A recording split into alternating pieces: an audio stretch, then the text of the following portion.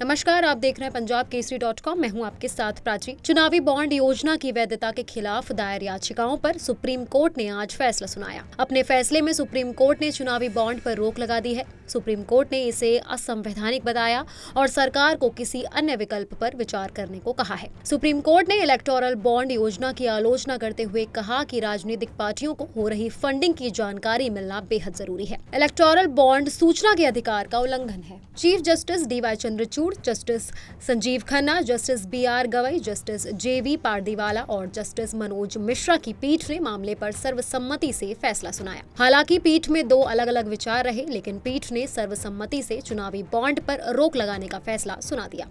Supreme court ने अपने फैसले में SBI बैंक को 2019 से अब तक चुनावी बॉन्ड की पूरी जानकारी देने का आदेश दिया। एक ट्रांसपेरेंसी नहीं है इसमें, आप किसी का नाम डिस्क्लोज नहीं हो रहा। इसके पहले नाम डिस्क्लोज होता था और एक निश्चित 2000 रुपए से ज्यादा आप अगर नहीं दे सकते थे कैश में। अब इन्होंने कितने भी रुपए आप जो है बॉन्ड खरीदिए बैंक में जाके और पार्टी को डोनेट कर दीजिए। इससे ट्रांसपेरेंसी तो पूरी तरीके से खत्म हो गई और निश्चित रूप से कहीं ना कहीं डेमोक्रेसी के लिए बहुत बड़ा खतरा है।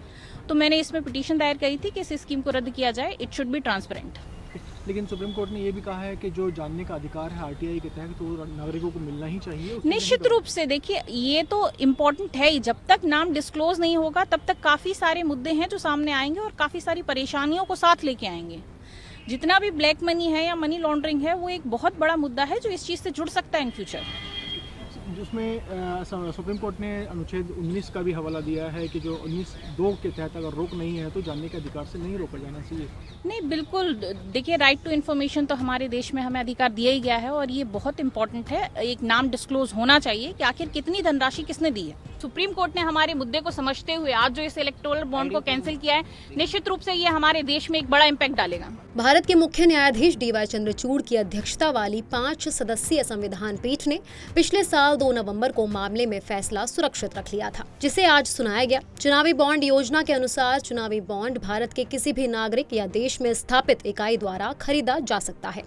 कोई भी व्यक्ति अकेले या अन्य व्यक्तियों के साथ मिलकर चुनावी बॉन्ड खरीद सकता है। जन प्रतिनिधित्व अधिनियम 1951 की धारा 29A के तहत पंजीकृत राजनीतिक दल और लोकसभा या विधानसभा के पिछले चुनावों में कम से कम 1% वोट पाने वाले दल चुनावी बॉन्ड प्राप्त कर सकते हैं। बॉन्ड को किसी पात्र राजनीतिक दल द्वारा अधिकृत बैंक के खाते के माध्यम से भुनाया जा सकता है। कोर्ट ने मामले में 31 अक्टूबर से नियमित सुनवाई शुरू की थी। मामले की सुनवाई प्रधान न्यायाधीश DY चंद्रचूड़ की अध्यक्षता वाली 5 सदस्यीय संविधान पीठ ने करी थी। इसमें न्यायमूर्ति संजीव खन्ना, न्यायमूर्ति BR गवई, न्यायमूर्ति JV पारदीवाला और न्यायमूर्ति मनोज मिश्रा भी शामिल थे।